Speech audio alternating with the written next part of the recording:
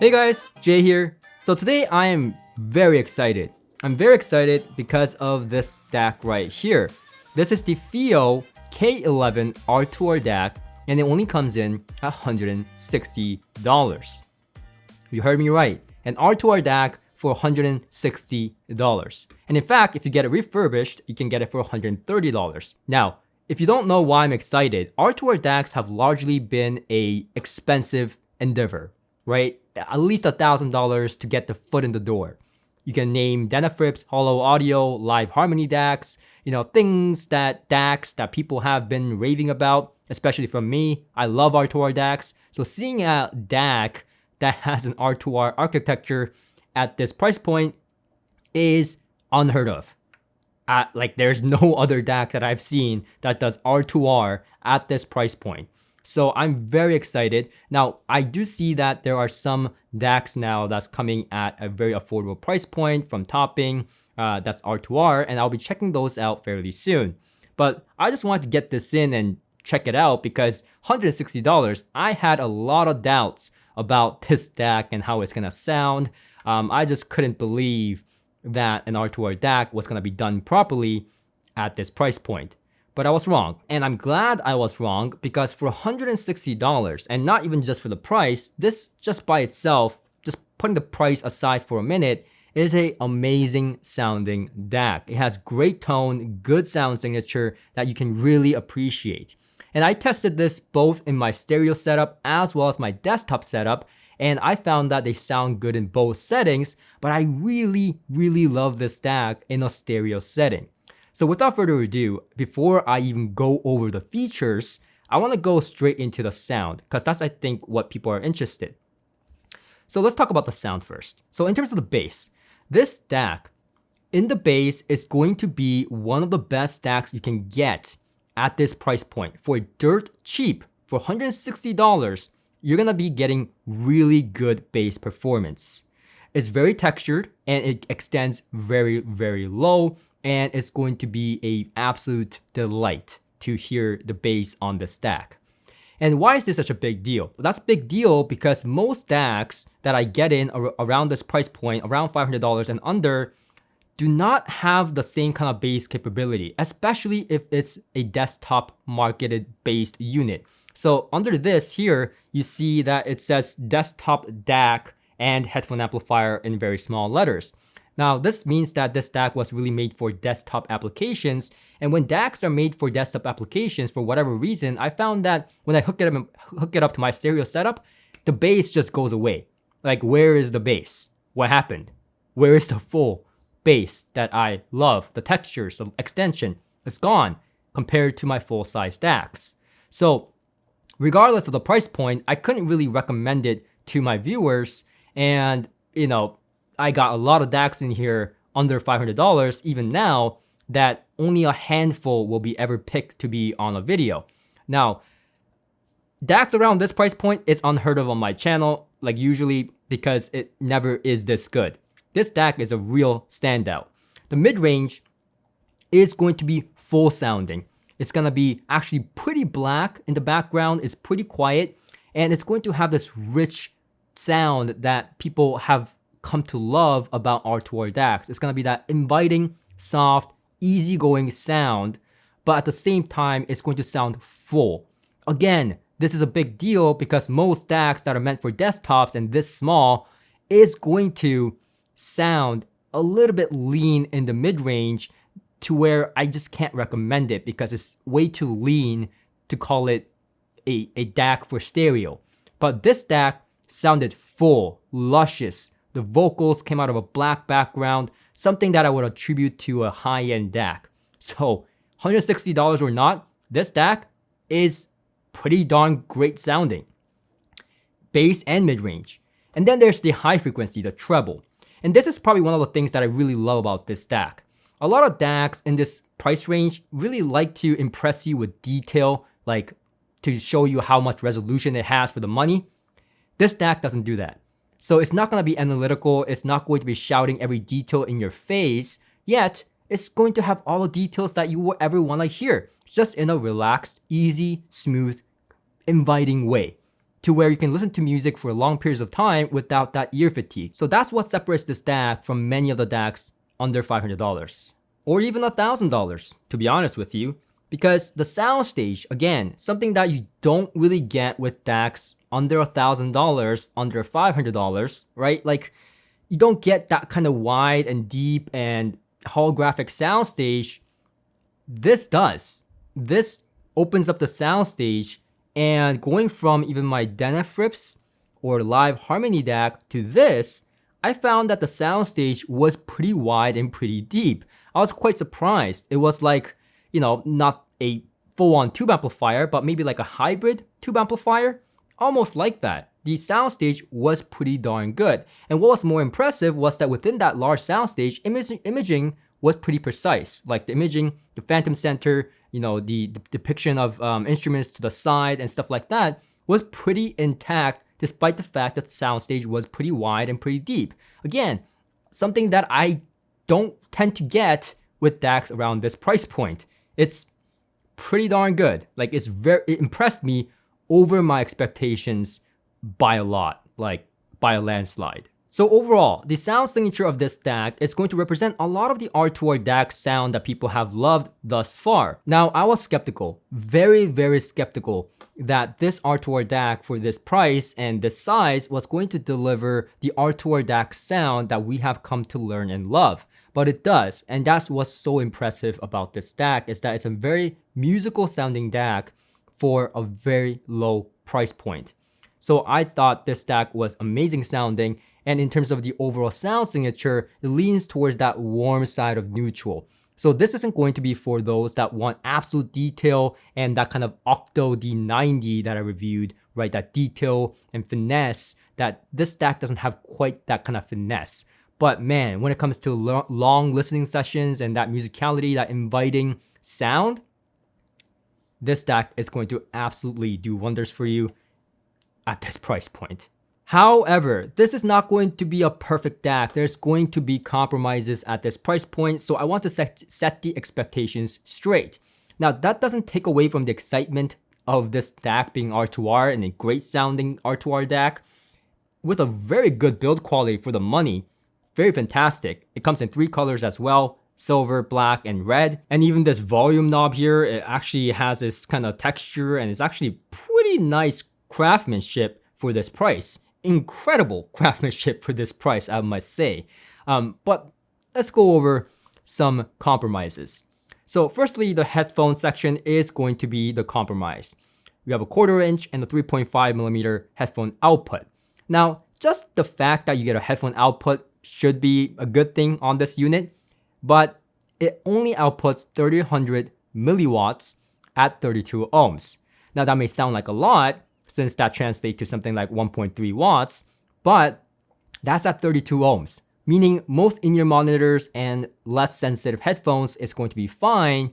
But for headphones that I was using, like the Meze Poet or the Oon AR5000, headphones that need a little bit more juice, this headphone section is not going to be loud enough. And remember that 1300 milliwatt setting is at the highest gain setting for this unit. So inside the setting, you have different gain settings, and the highest output is at high gain setting. And even at high gain setting, I couldn't get my headphones to rocking levels at full volume. And in fact, the overall sound quality out of this headphone section sounded a bit grainy in the mid-range and high frequency. It didn't sound as nearly as good as when I was using it for my stereo setup or running it to my monitors, speakers on my desktop, or even through my Burson headphone amplifier as well. Now, how I ran it through my Burson headphone amplifier was simply to output it with these single-ended RCA outputs to my Burson headphone amplifier, and that's what I used because I love Burson headphone amplifiers. And again, in that setting, I got that warm, rich characteristic of this DAC in my headphone system, which really did give me that musicality, inviting sound that I experienced with my stereo setup.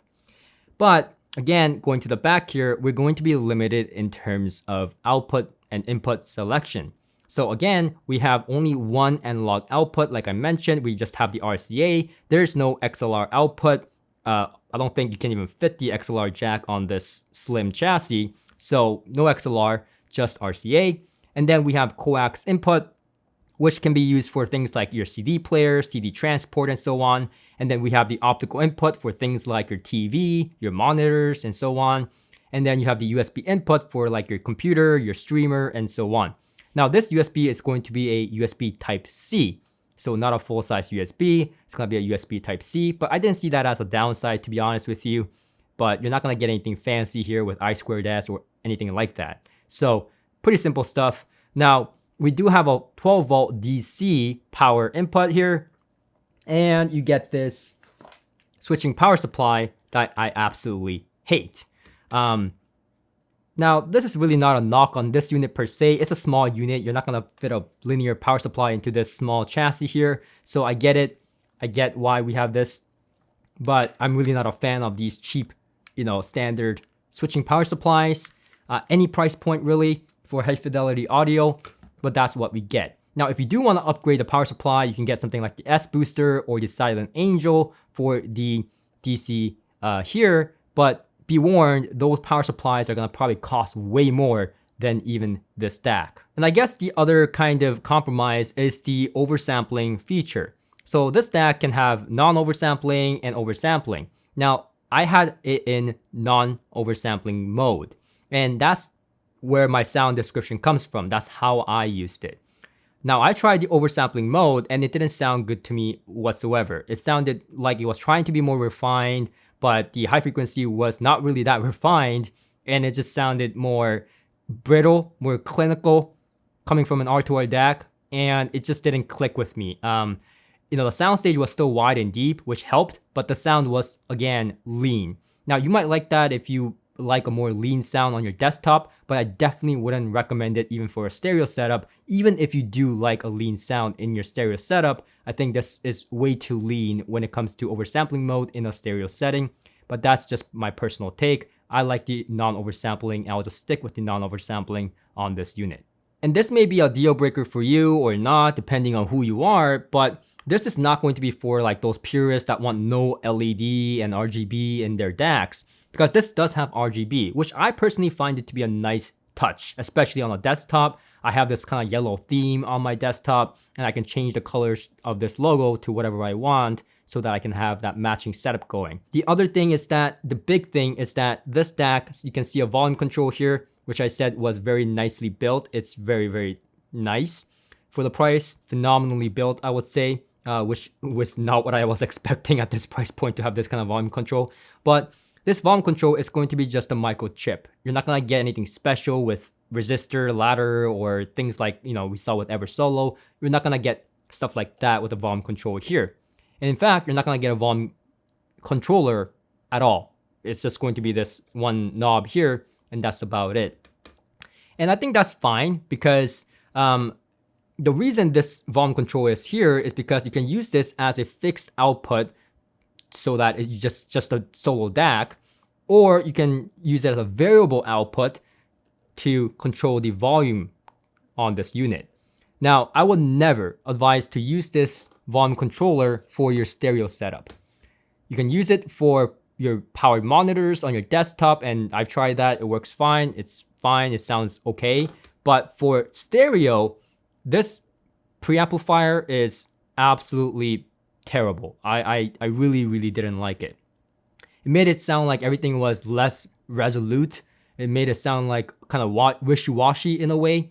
And that's a trend that I've seen with a lot of built-in preamplifier under $1,000 DACs. I just think a DAC should just be a DAC at this price point. It's trying to do too much with the volume control and trying to be a preamplifier as well. So I wouldn't use this at variable settings. I'll use it as a fixed output and just use it as a solo DAC. Now, the other compromises are going to be inherently the fact that this is a small DAC and what goes inside it is limited. So it's not going to be a knock on this DAC. I mean, I can't really knock it for $160. It's doing so much already, and it's a great sounding DAC. But it's something that you should be aware of because, again, this is not a be-end, end-all kind of DAC. You can get better than this. But this, again, is amazing at this price point. It's a no-brainer, right? So let's go over some of those things. When it comes to a DAC, there are a few things that's important in a resistor ladder DAC. It's the output section, the power supply, and also the resistor tolerance and stuff like that. So first of all, we all know that it's using a switching power supply like this, which, you know, is not going to be as good as a big chunky linear power supply that you might get with more higher end R2R DACs. I think that's pretty obvious. The other thing is that the output section is not going to be anything fancy like a discrete output section or anything like that. It's just going to be simply using op amps. The volume control here, like I mentioned, is going to be just a microchip volume controller, so things are going to be a little bit compromised. But how about the R2R DAC itself? There are 192 resistors inside this DAC to make up that R2R architecture. So that means that the resistors gonna have to be pretty in tight tolerance. And this is going to be about 0.1% in tolerance matching, opposed to some higher end Denafrips DACs that go further than that to match it to 0.005%. And that might not sound like a lot, but that's where like the finesse, the detail, the nuance, the incredible refinement of something like my Denafrips Venus 15th comes from. So you're not gonna get that kind of detail and finesse while retaining that smoothness and inviting sound all at the same time with this kind of DAC. Now, I'm obviously not saying that this DAC should compete with Denafrips DACs or anything like that, especially when it's such a small form factor, but I'm trying to explain that for a DAC this small, there are going to be compromises internally and as functions as well that I wanted to go over so that your expectations when you get this DAC is set clear. I mean, that should be pretty obvious considering that the price point of this DAC is less than the tax money you would pay on other higher end R2R DACs like from Denafrips. So with all that out of the way, let's talk about who this DAC is for. So I've mentioned a few compromises, so I'm not gonna go over who this DAC is not going to be for. You know who you are. But for those that want this DAC that is vibing with something like the Live Harmony DAC, right? And you want another one for your desktop setup or something like that, second stereo, this DAC is going to have a similar sound signature, that inviting, warm, rich, luscious sound. That is going to be quite akin. It's not going to be as resolute, as good as the Live Harmony, but for the fraction of the price, for almost a no-brainer price, I should say, you're going to get a very good musical sounding DAC for your desktop or your second stereo or a backup DAC if you want, right? And it's also transportable because it's small. You can take this to audio shows or your friends pretty easily. So this is going to be a DAC that's pretty versatile, easy to use, easy to listen to. Overall, a pretty solid DAC choice for those that want a second DAC that loves Live Harmony DACs. So that's gonna be the first thing that comes to my mind. The second thing is going to be those that are on tight budget, that want the Live Harmony, that want a taste of an R2R DAC, but they never listen to an R2R DAC. And they're like, do I even like R2R DACs? Well, for $160, you can definitely find out and return it if you don't want to without having too much money tied up on a purchase.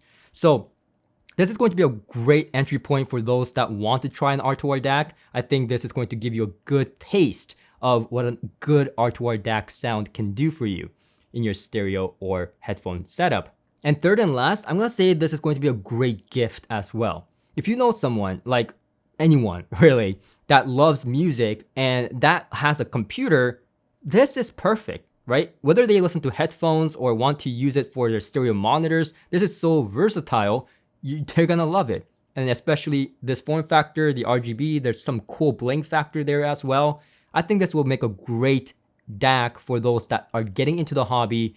They're just coming in, they wanna experience a good sound. I think this DAC will give you a good idea of what good sound is. So gifting this DAC to someone that you know that appreciates good sound, but don't really know about the hi-fi industry or what the products are and confused about a lot of stuff, I think this is going to be a really good entry point for them to understand about setups and stuff like that as well, and understanding good sound in general.